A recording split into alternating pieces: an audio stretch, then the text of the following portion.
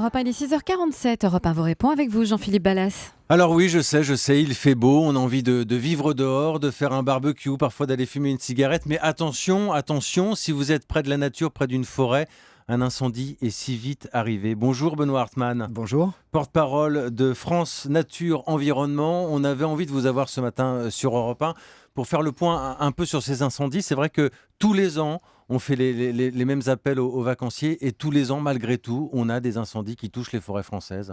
Oui, malheureusement, c'est près de 15 000 hectares qui partent en fumée tous les ans.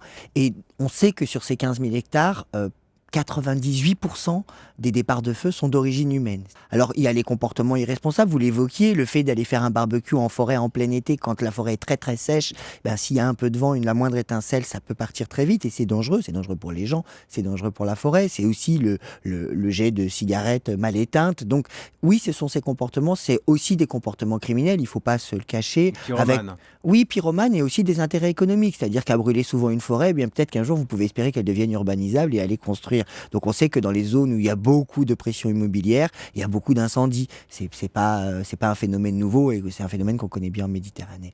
On a tous traversé des zones comme ça, dévastées par des incendies, des grands terrains de cendres. Parfois, on a l'impression d'être sur la Lune un peu. Il faut combien de temps pour qu'une forêt repousse, pour qu'elle reprenne ses droits ? Pour qu'une forêt redevienne forêt, ça prend très très longtemps. En revanche, pour avoir les premières repousses, la nature est très forte et on arrive à avoir des premières repousses du premier couvert végétal dès la première année parce que les cendres effectivement enrichissent le sol, mais il faut bien voir que ce qui va repousser n'est pas ce qui y était. On ne peut pas penser c'est bon de brûler la forêt parce que ça va lui faire du bien. Non, ça ne va pas lui faire du bien parce que pendant un bon moment, il va falloir qu'elle se reconstruise et les premières espèces qui vont s'installer en général, ce qu'on appelle les adventices, c'est des bouleaux. Mais si on avait une forêt de résineux, on voit bien qu'avant de réévoluer vers une forêt de résineux, à moins qu'on ne la replante, ça va prendre énormément de temps. Parce que c'est vrai que moi, quand j'étais tout petit, on me parlait de l'écobuage, notamment du fait de brûler une terre pour qu'elle se régénère. Ça n'a rien à voir avec les incendies qui touchent les forêts. Non, ça n'a rien à voir. L'écobuage, c'est vraiment un brûlage maîtrisé. Ce sont des gens qui décident, à une période où il n'y a pas de vent, où la nature n'est pas trop sèche, d'aller brûler une partie de champs en général, parce que c'est pour enrichir des cultures. Donc on ne fait pas ça en pleine forêt, on fait ça plutôt en plaine ou sur des coteaux. On a les incendies d'origine humaine et donc les incendies d'origine naturelle. Là, ce sont quoi, les orages C'est la foudre. C'est essentiellement la foudre, mais la foudre, elle a un avantage, c'est qu'elle tombe en général avec la pluie et que donc ça fait des incendies qui durent pas très longtemps et qui sont très localisés. Il faut rappeler que la foudre n'est responsable que de 2% des départs d'incendie, essentiellement en Méditerranée. Tous les autres incendies sont d'origine humaine. On parle de la Méditerranée, c'est vraiment la région la plus touchée en France. C'est la région la plus exposée, une des régions les plus exposées parce que c'est une des régions les plus sèches en été et que d'autre part, c'est une région qui abrite une flore qui est pleine de résine et qui donc prend feu très facilement.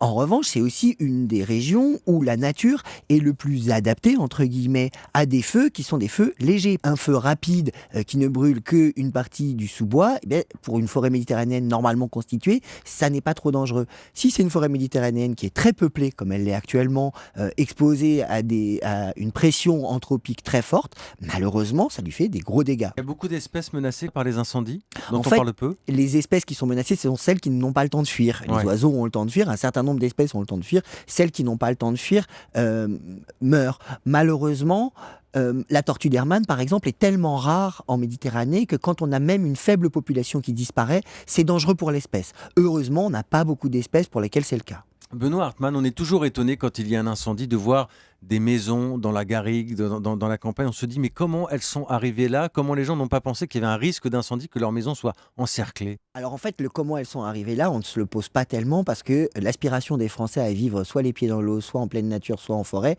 on peut la comprendre. Ce qu'on comprend mal, c'est qu'on puisse délivrer des permis de construire dans des endroits dont on sait que c'est extrêmement dangereux, dont on sait qu'il y a des départs de feu réguliers et dont on sait que l'exposition des populations est trop importante. Donc ça, vous avez raison, on doit continuer à s'en étonner et on doit continuer à faire pression sur le gouvernement pour qu'on arrête de délivrer des permis de construire dans les endroits qui exposent les populations. Et on dit d'ailleurs souvent aux gens qui ont des maisons dans ces coins-là, nettoyez bien autour avant chaque été pour qu'il n'y ait pas de feuilles qui traînent. C'est quoi les conseils qu'on peut donner très clairement pour éviter les incendies qui touchent chaque année les forêts françaises? Alors, pour éviter la propagation des incendies, Ouais. alors on a évoqué la façon d'éviter les départs de feu, donc, et avoir des comportements toujours prudents, éviter de tirer des feux d'artifice, ce genre de choses, bien qu'il y ait des fêtes. Il y a des gens qui Voilà. tirent encore des feux d'artifice dans les À forêts? proximité d'une forêt, il suffit que ce soit dans un champ à proximité d'une forêt, que le tir soit mal maîtrisé et ça peut mettre le feu. Maintenant, pour éviter la propagation des feux de forêt, il faut travailler le sous-bois, parce que le sous-bois, c'est comme si vous mettiez du petit bois sous des grosses bûches et vous allez faire un grand feu. Donc, si on entretient bien les sous-bois, c'est-à-dire par exemple par la pâture de chèvres, qui sont un peu le mange-tout de la forêt et qui dégagent même les ronces. Mais oui, vous évoquiez aussi le fait de nettoyer les abords de sa maison quand on habite en forêt, c'est-à-dire qu'on est responsable aussi de sa propre exposition au feu. Et si d'aventure la forêt, pour une raison X ou Y, qui peut être propriété privée, propriété de la collectivité, propriété de l'État, donc on ne sait jamais très bien qui doit entretenir, si d'aventure la forêt à côté de chez vous n'est pas suffisamment entretenue et que le sous-bois n'est pas dégagé, vous avez tout intérêt à le dégager pour défendre vos propres intérêts. Voilà les conseils pratiques de Benoît Hartmann, porte-parole de France Nature Environnement, pour éviter de transformer nos forêts en gigantesques barbecues. Merci d'être venu nous voir ce matin sur Europe 1. À bientôt.